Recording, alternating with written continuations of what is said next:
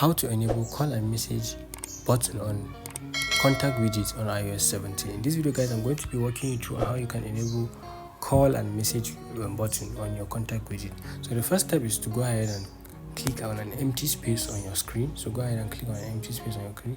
When you do that, go ahead and click on where the plus button showing above your screen. So go ahead and click that. When you click that, I want you to scroll down a little bit. Just go down.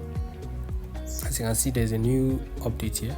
So just look for contacts. So when you can see your contact, go ahead and click contacts. When you click on contacts, go ahead and click on the, so you can just do single. So select on the single. If you want to do multiple, you can do that, but select the single.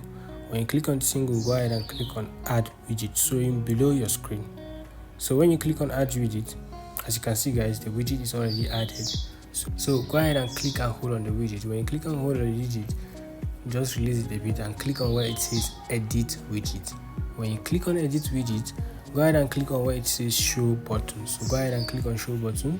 When you click on show button, it's going to show you the button here, and then when you go back, guys, as you can see, guys, the call and the message button is appearing on our contact widget.